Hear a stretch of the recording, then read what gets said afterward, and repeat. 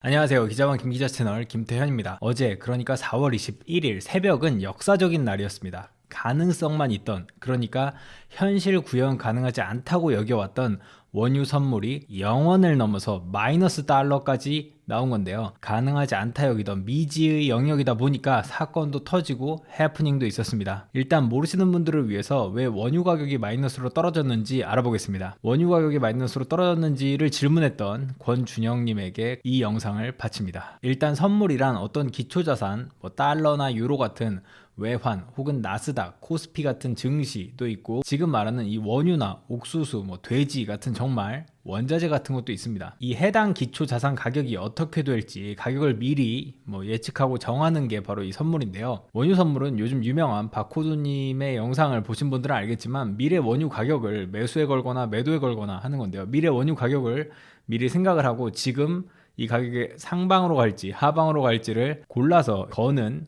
걸 말하는데요. 그런데 어제 이 가격이, 그러니까 21일 이 가격이 아주 그냥 개박살이 난 겁니다. 이 영상은 유안타 증권 최우혁 부장님에게 자문을 구했습니다. 얼마나 개박살이 났냐면 1배럴에 마이너스 가격까지 갔는데요. 원래는 훨씬 높았죠. 70달러, 80달러 하다가 요즘 쭉 내려오다가 이게 며칠 전까지 20달러 정도로 유지하다가 지금은 그 20일 밤부터 10달러대를 기록하기 시작했습니다. 대략 10달러대면 30년 전 가격인데 1980년대 석유 파동 직전 가격인 듯한데요. 제가 태어나기도 전의 가격인데, 그런데 이 가격을 보고 여기서 투자하고 싶었던 분들도 있겠죠. 여기서 들어갈까? 더 떨어지진 않을 거야 하고서 들어간 분도 있을 텐데, 그러다 21일 새벽 2시에 4달러까지 도달하면서 김두한이 주장하던 그 4달러까지 가버렸습니다. 1배럴은 대략 160리터 정도인데요. 정확히는 158점 몇 리터입니다. 하여간 근사값으로 160리터라 치면은 4달러면 1리터에 한 30원쯤 하는 겁니다. 우리 삼다수 하나 살 때도 한 2리터짜리 사면은 1,000 몇백 원 하잖아요. 이게 2리터에 60원까지 떨어진 거죠. 이제 물값보다 못한 상황이 된 건데요. 이제는 정말 사야 할 때, 매수 타이밍, 차밍 프라이스, 정말 이제는 정말 들어가야 될 때라고 생각하고 들어갔으면 정말 큰일이 났겠죠.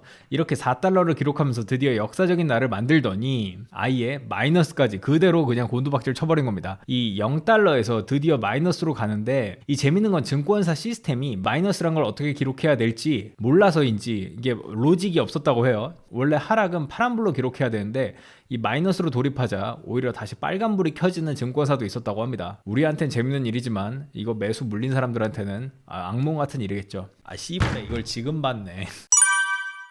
하여간 이게 마이너스로 계속 곤두박질 치다가 결국 마이너스 40달러까지 가게 됩니다. 1배럴 기름 160리터를 가져가면은 기름도 주고 웃돈으로 약 5만원까지 거마비까지 챙겨준다는 건데요.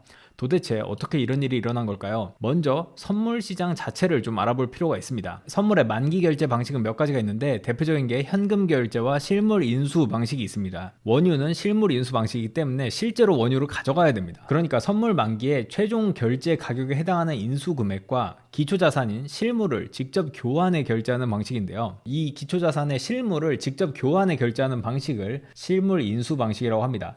원유라고 치면은 진짜 돈을 주면 반대로 해당 원유 드럼통을 가지러 가야 하는 거죠. 보통 가장 선물 거래를 많이 하는 크루드 오일이란 종목, 보통 이 바코드님도 보통 크루드 오일을 많이 손을 대시죠. 이 크루드 오일이란 건 서부 텍사스산 중진류, 그러니까 WTI라고 부르는데, 이 서부 텍사스산이란 말처럼 오클라호마라고 하는 텍사스 서부에 있는 도시나 서부 텍사스에서 주로 생산되는 이 오일을 받으러 가야 됩니다. 그러니까 즉 진짜 만기일까지 이 선물을 쥐고 있다면 오클라호마로 드럼통 가지러 가야 하는데요. 현실적으로 이건 불가능하니까 만기일 전날을 최종 거래일로 생각합니다. 그래서 만기 전날에 강제로 증권사에서 반대 매매가 들어간다고 합니다. 이걸 강제청산이라고 봐야겠죠. 그럼 왜 내 거 강제청산해? 라고 할 수도 있겠지만, 강제청산을 안 하면 직접 받으러 가야 하니까 이건 불가능하다고 여겨서 미리 약속된 것이죠. 그래서 5월자 크루드 오일은 4월 중순이면 거래를 별로 안 하기 시작합니다. 그리고 크루드 오일의 만기는 바로 오늘인 4월 21일입니다. 엽기적인 마이너스 기록은 이런 상황에서 발생한 건데요.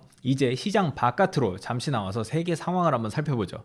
현재 오일을 쓰는 곳은 없고 생산은 계속되고 있습니다. 가장 많이 오일을 쓰는 곳 중 하나인 항공사, 전 세계가 거의 멈춰 있죠. 외국 경우에 버스도 운행을 많이 멈췄겠죠. 유럽 각지로 가는 버스나 관광지로 오가는 버스 대부분 섰을 테니까요. 특히 미국은 거의 전 국민이 성인 서민의 85%가 1인 1 자동차로 출퇴근을 합니다. 뭐 뉴욕은 아닙니다. 뉴욕은 거의 우리나라랑 비슷하게 대중교통을 많이 이용하긴 해요. 미국 대부분이 1인 1 자동차로 출퇴근을 하는데 현재 락다운이라고 해서 도시 자체가 폐쇄 지경에 이르렀고 차를 끌고 나온 일이 거의 없습니다. 유럽도 마찬가지고요. 미국에서 오신 분 이야기로는 웬만한 대기업 직장인들은 집에서 일하고 꼭 자리에 있어야 하는 서비스직들은 이미 잘렸다는 이야기도 있는데요. 이렇게 유럽이나 미국 등 원유를 많이 쓰는 곳에서 이러고 있기 때문에 원유 수요가 거의 없는 상황입니다. 이렇게 수요가 떨어진 만큼 공급도 떨어지면은 가격도 대략 유지가 될 텐데 공급 측에서는 원유 생산을 줄이자 뭐 이런 감산 합의가 잘 되고 있지 않습니다. 생산을 대략 3천만 배럴 이상 줄여야 된다고 하는데 감산이란 게 한번 아예 그 생산을 막아버리면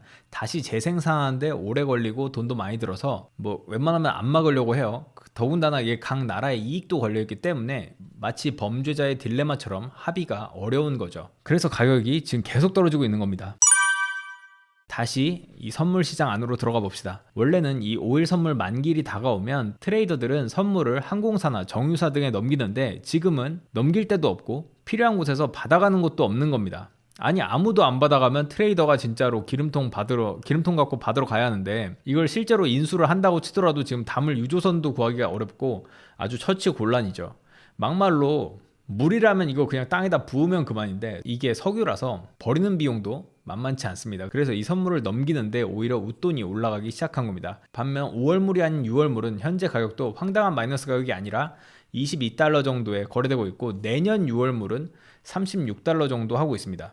5월물은 마이너스 40달러고 그러니까 4월 20일에 만기 때 내가 쥐고 있으면은 5월에 직접 받으러 가야 되는 이 선물은 마이너스 40달러고 6월물 아직은 이제 선물 거래로 계속 할 수 있는 이 6월물은 22달러라는 건 실제로 기름 가치가 그렇게 쓰레기가 된 게 아니라 보관 장소가 없고 뭔가 극단적인 상황과 파생 투기 세력이 결합된 해프닝으로 봐야 하지 않을까 합니다. 다만 다음 달 기름값이 1배럴에 22달러 정도라고 하더라도 이게 한 달 지나면 또 이제 받으러 가야 되잖아요, 직접. 그러니까 한 달 전인 지금은 22달러에 거래가 돼도 코로나로 인한 폐쇄가 계속된다면 또다시 또 마이너스로 갈 수도 있다는 걸 예측해 볼 수도 있습니다. 현재는 콘텐고 뭐 어려운 용어긴 한데 뭐 쉽게 얘기해서 미래 선물 가격이 현재보다 더 높은 걸 의미합니다. 그런데 지금은 엄청나게 말도 안 되게 미래 선물 가격이 지금보다 높죠. 그러니까 지금 현재는 지금 마이너스 40달러까지 갔는데 미래에는 지금 1년 뒤는 35달러 뭐 이렇게 가고 있잖아요. 이걸 슈퍼 콘텐고라고 부르는데 즉 미래에는 원유 가격이 회복할 것이다 라고 예상하는 사람이 많다는 겁니다. 그러니까 원유 4달러 마이너스 40달러 이런 게 정상은 아니니까 비정상이 곧 돌아온다고 생각하는 건데요. 자신에게 도박꾼의 피가 흐른다 그리고 코로나 사태가 장기화된다 예상하면은 원유 매도에 거시면 되고 코로나 사태는 곧 끝난다 하면은 매수에 걸면 됩니다. 이게 선물입니다. 근데 이번에 또 이슈가 터졌습니다. 오늘 이런 기사가 떴죠. 키움증권이 사상 초유의 마이너스 유가로 인해 홈트레이딩 시스템에서 오류가 발생해 논란이 됐다. 21일 투자자 커뮤니티에 따르면 국제유가가 마이너스를 기록하면서 키움증권 원유선물 HTS에서 매매가 중단되는 사태가 발생했다고 합니다. 문제는 키움증권의 HTS가 마이너스를 인식하지 못했다는 것인데요. 이로 인해 유가가 마이너스를 기록하면서 매매가 강제로 중단되는 사태가 발생했다고 합니다. 마이너스 상황에서 거래가 중단됐으니 롤오버조차 불가능하고 그대로 강제 청산을 당해서 빚만 생겼다는 논리입니다. 이것도 하는 김에 분석해보죠. 오늘 새벽에 이 개 아사리판이 났던 이 난리가 났던 5월 말 크루드 오일의 엽기적인 마이너스 시세 때문에 시장 참여자, 개인 투자자든 바코드님이든 뭐 누구든 혹은 증권사도 난리가 났고 그 외에도 초비상사태가 발생했는데요. 앞에 설명했던 원유 선물은 실물 인수도 결제 방식이라서 현실적으로 일반 투자 참여자들이 실물 인수도가 현실적으로 불가능하기 때문에 만기일 전일에 증권사에서 강제 청산을 해버립니다. 증권사에서 원유와 연동된 상품을 파는데요. 뭐 쉽게 얘기하면은 ETF도 어려우시면 펀드라고 생각하시면 됩니다. 그런데 투자자들에게 돈을 받아서 원유와 연동시켜 놓은 증권사가 오클라호마로 원유를 가지러 갈 수 없기 때문에 이걸 5월물에서 6월물로 전환을 합니다. 이걸 롤오버라고 하는데 내 턴을 한 턴 넘긴다. 내가 받을 원유를 6월 걸로 6월물로 한 턴 바꿔놓는다. 뭐 이렇게 생각하시면 됩니다. 롤오버에는 수수료가 들어가기 때문에 이것 때문에 실제로 원유가 올라도 뭐 레버리지를 들어가 있는 분들도 돈을 못 버는 사태가 발생하기도 하는데요.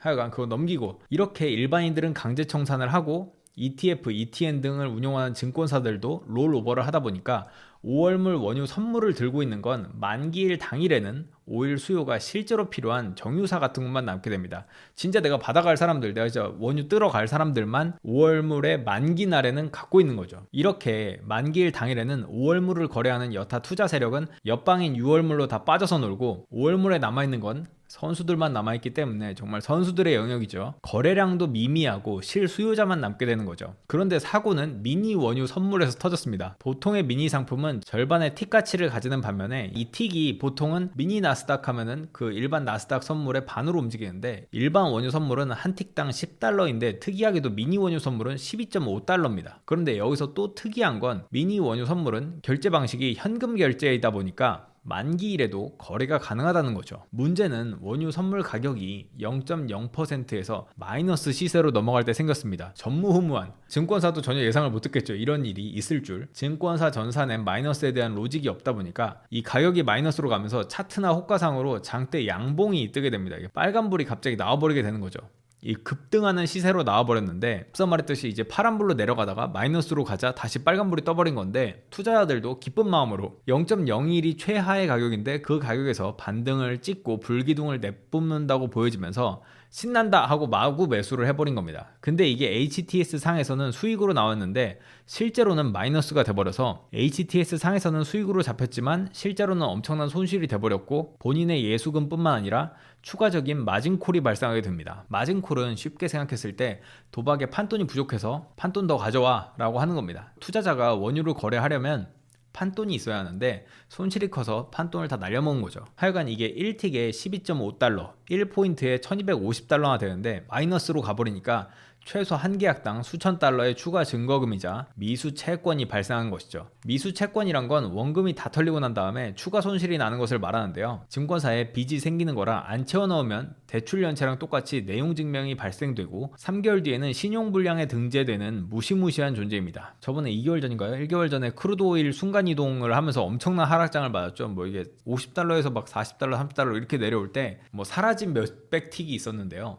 그때도 이런 현상이 생겼습니다. 이번에는 그런데 무려 마이너스입니다. 현재는 키움증권 얘기만 많이 나오는데요. 키움뿐 아니라 해외 선물 거래되는 모든 증권사가 마이너스 호가에 대한 로직이 없다 보니까 같은 현상이 발생했다고 합니다. 이건 정말 가본 적이 없는 길, 초유의 사태로 증권사와 고객의 엄청난 분쟁이 예상됩니다. 한 계약만 들어갔어도 몇천만 원씩 투자자들은 빚더미에 올라서게 된 거죠. 물론 증권사 입장에서는 이런 일이 몇십 년간 뭐 정말 발생해 본 적도 없는 일이기 때문에 억울하긴 하겠지만 이게 투자자의 잘못이 아닌 어쨌거나 HTS에서 시세가 잘못 나왔기에 아무래도 이게 뭐 소송까지 가면은 고객 측이 조금 더 유리하지 않을까 유안타 투자증권 최우혁 부장님은 판단하고 있습니다. 정말 살다 별일을 다 경험하게 되는데요. 버핏이 말했죠.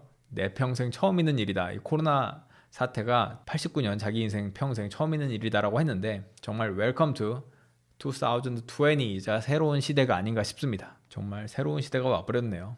그리고 지금 많은 분들이 기다리고 있는 그분의 브이로그는 조금 더 기다려주셨으면 좋겠습니다. 찍은 거 보니까 3시간이더라고요. 끝. 구독, 좋아요, 알람 설정까지. 구독, 좋아요, 알람 설정까지 부탁드립니다.